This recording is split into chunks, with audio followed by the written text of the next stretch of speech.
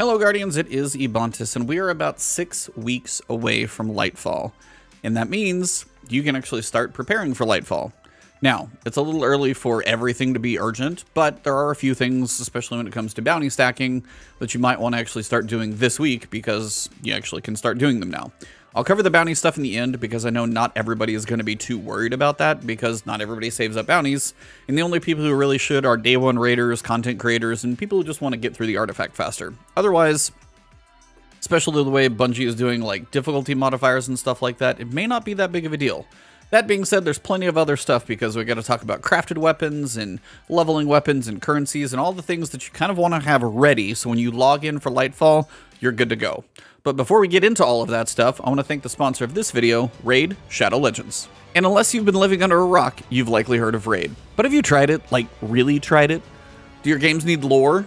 Well, Raid is loaded with it.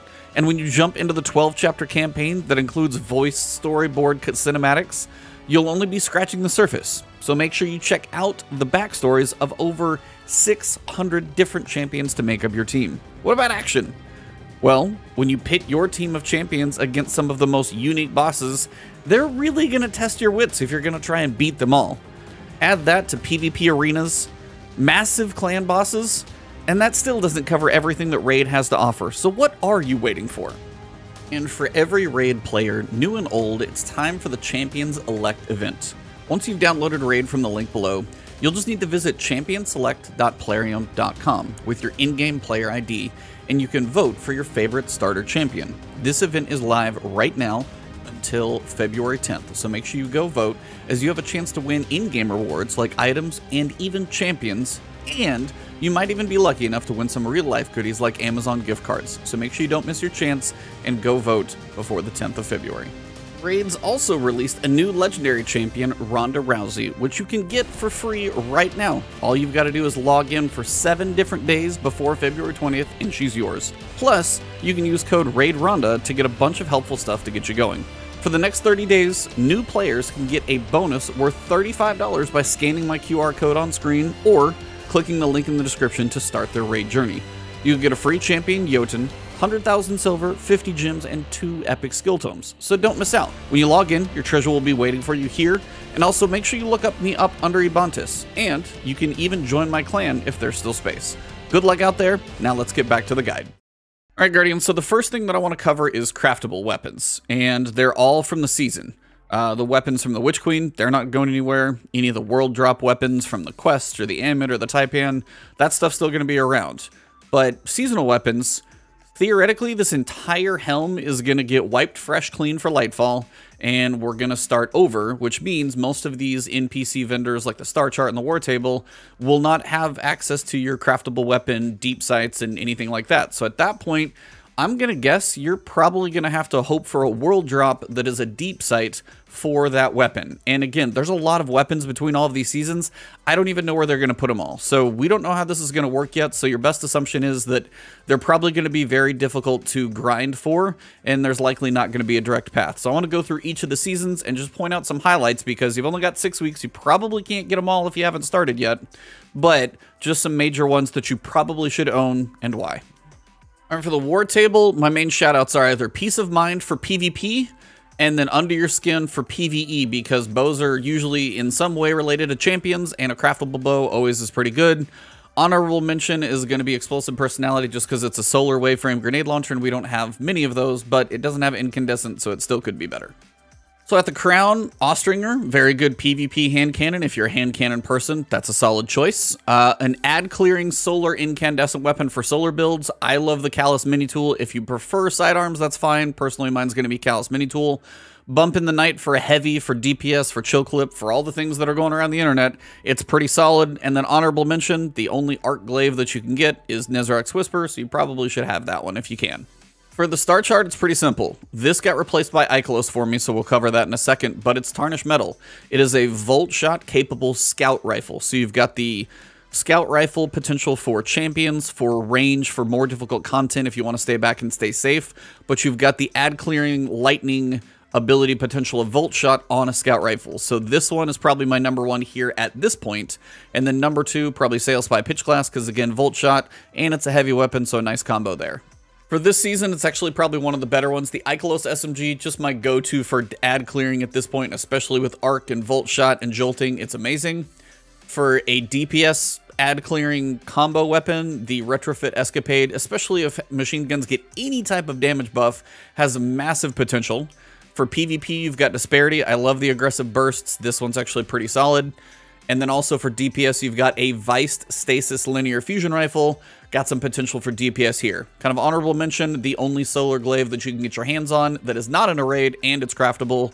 Kind of a nice little bonus there. The next thing to mention is currencies. Now, you want to try and stock up on a lot of currencies that you can, but also make sure you spin the ones that you shouldn't be holding on to anymore as well. Now, when it comes to stocking up, Ascendant Shards, whether it's from resetting a vendor through rank 16, whether you're doing Grandmaster Nightfalls or Master Nightfalls or wherever you get them from, leveling up armor always tends to be something we need to do. Probably even more important, depending on what armor sets you have, are Ascendant Alloy. So find your places where you can get this to drop. Make sure you're going to the gunsmith and buy your one every week if you've got your Ascendant Shards, because it's like 400 each one. But being able to actually craft and then get your enhanced perks on your craftable weapons, always an important piece. And then we know we're going to have more craftable weapons when it comes to Lightfall. Now, enhancement cores, these just take some time to go through. So if you're running low, it could be time to do, you know, Nightfalls and things of that nature. Enhancement prisms, the same way, whether you're running trials or Nightfalls, those are going to be good. Paraversal halls, nice to just get some random legendary gear while you're leveling up to fill in some gaps in leveling. Spoils of Conquest, if you can run raids and are capable of running raids, stocking up on this for the new raid is probably not a bad idea. And other than that, you probably could buy some raid banners. Make sure you're stocked up on those, especially if you're doing like solo legendary campaign runs or something of that nature. Those are all good things to stock up on. The one thing I will say, any Umbral energy from any season this year, spend it all, because it's going to go away anyway. You may as well find a way to spend it. So if you got some Umbral Engrams, you may as well spend the Umbral energy and get rid of it. Also, go to Xur, pick up the exotic cipher quest and knock it out over the course of the next 6 weeks. And then you've got an exotic cipher sitting there that could potentially give you another exotic roll at Xur. Never bad to go after. Final piece, check your relic tether. See how much resonant elements you have for crafting. I used a lot of mine recently, so over the course of the next 6 weeks, I'll probably stock up. But at this point, as we're going to be getting a lot of new weapons, I might unlock patterns, but I probably am not going to be putting on enhanced perks or crafting a bunch of new stuff. I might just be leveling up what I already have. So try and work on getting your resonant elements. And if you have a weapon with a red border, instead of deleting it, if you're going to go do some basic activities, you probably should just actually equip the weapon, whether it's Crucible Strikes, and just, you know, try and actually use the weapon to get the 300 instead of the 100, because it's 3 times as much. Also, kind of on that note on using weapons productively, if you're doing basic stuff like working on triumphs or doing some bounty collections or whatever easy activities that you can do, not like a Grandmaster Nightfall, but, you know, normal stuff, work on anything that's got a red border, max it out. If you're low on the currency, you know, obviously pop it so you get your currency. If you're full, save a few of those in your vault. If you've got any exotics that have a catalyst that is not finished, now is a good time while you're running around doing the basic stuff for like triumphs and bounty stacking. Work on your exotic catalysts.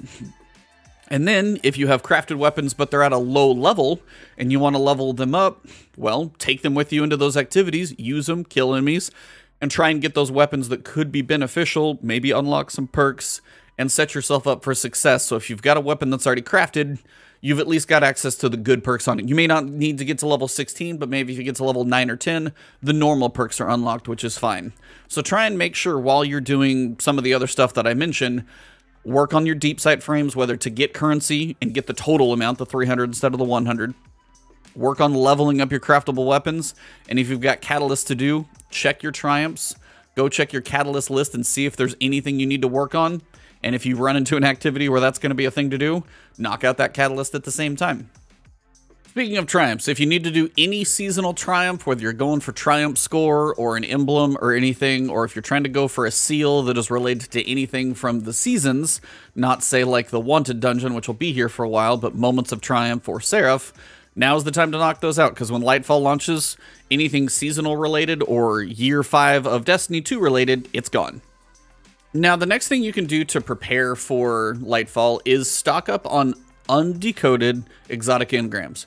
Basically, the way this works, you know when you run a Legend Lost sector, you have a chance at an exotic piece of armor dropping. But if you go into a Legend Lost sector and your engrams are full, like your 10 out of 10 right here, when you run that Legend Lost sector and it drops the exotic, it doesn't have anywhere to go, and it actually drops into your postmaster just as an exotic engram, and it stays there. What the goal would be, when Lightfall launches, say you go into collections and you see that, hey, the Titans have a new exotic armor and it's a chest piece.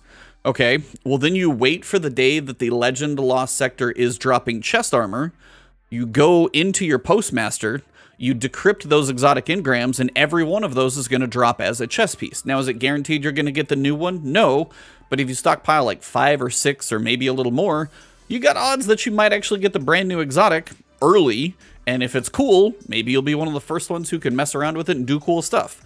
Maybe this is cool for content creators, but if you like to be on the cutting edge of, you know, Destiny exotics, this is definitely something you can do to help yourself get a jump on any of the new exotics for your characters.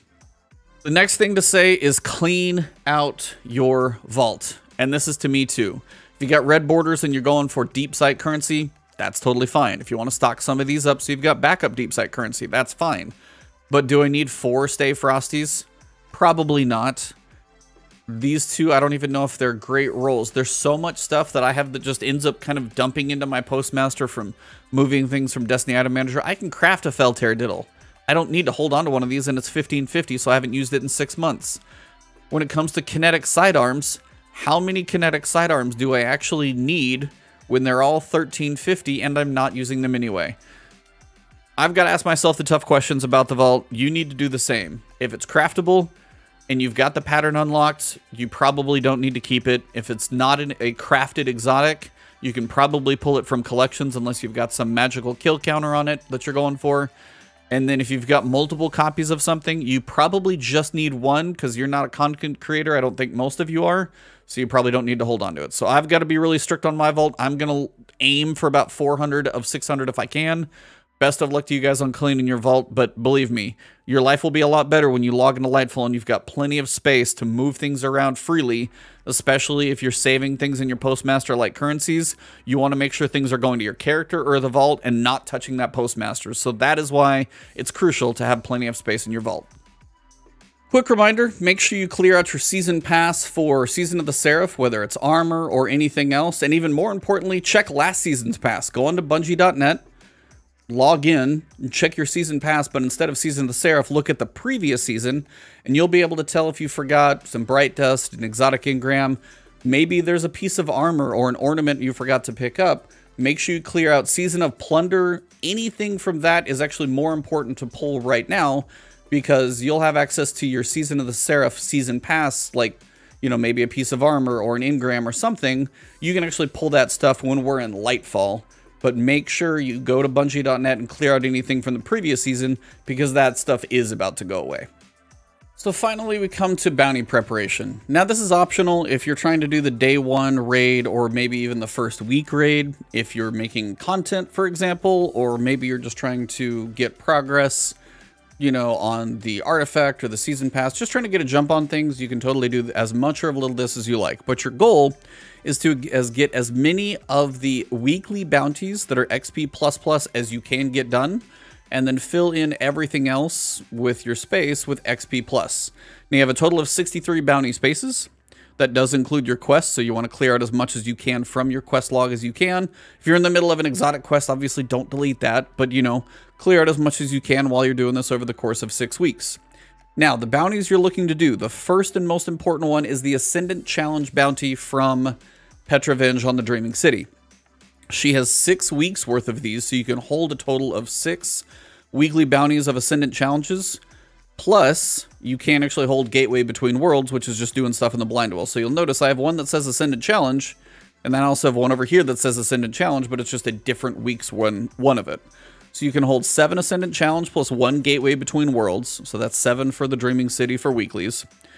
For Europa, you've got 3 different Empire hunts.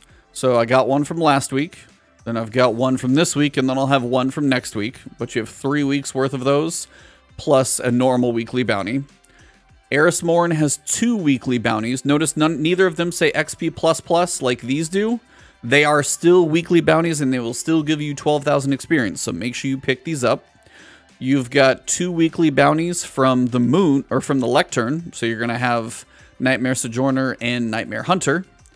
On the Cosmodrome, Shahan has 2 very easy weekly bounties that you can do, killing stuff with different types of damage, and then doing public events. And then Starhorse has a weekly bounty that you can do. There's only one weekly bounty at all that you can hold from Starhorse. Pick whichever one is easiest for you to do. Just make sure it has XP++. Outside of that, you're going to be just stocking up on daily bounties. Notice I've done EDZ, I've done Nessus, Cosmodrome, Dreaming City, Europa. Doesn't really matter what you do.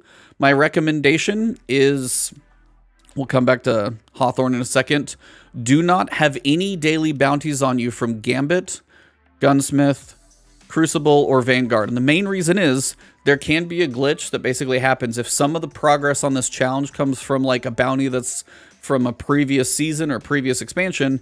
It may actually kind of break the challenge, and when you're looking to level up and get a powerful gear drop, you want all of them to count. You don't want to break any of these.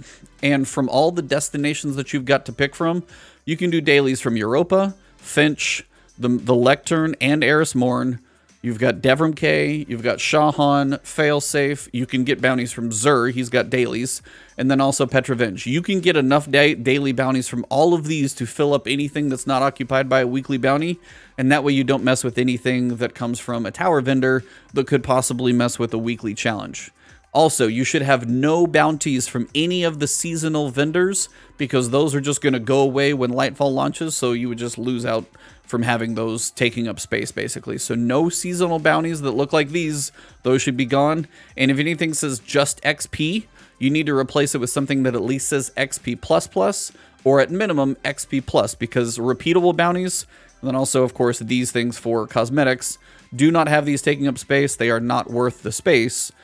And then also do not have any seasonal bounties. Now, Hawthorne, if you are in an active clan and you can do clan bounties, all of these are XP++. They're nice to hold on to.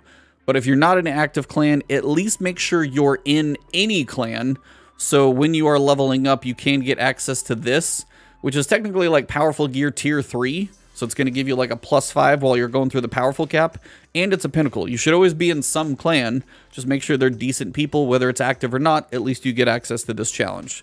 But if you're in an active clan and you can knock out the clan bounties, I think there's a total of 8 or 7 that you can hold, because some stay the same, some rotate. So if you're in an active clan, knock those out. I usually don't do those at all, and I can still get to level 21 on the season pass. So if you're missing the clan bounties, no big deal, because a daily bounty is 6,000, a weekly bounty is 12,000. Not going to be that much difference in the long run. But that is about everything to cover on bounties in a quick run through.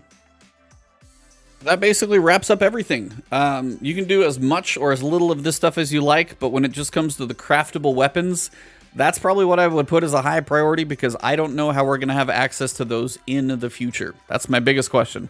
Other than that, do as much or as little of this as you feel is necessary for you to be ready to enjoy Lightfall. And if you being ready for Lightfall is taking a break, that works too.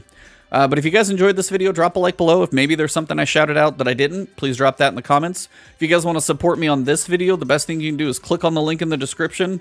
Helps with, you know, just kind of my ad support that I get to do on some of these videos. It's a good way to support me for just clicking on a link and watching a video. And if you found this beneficial, share it to others. The views help me out on this one big time. So thank you guys for the support. And we've got a lot of content still coming before the end of the year.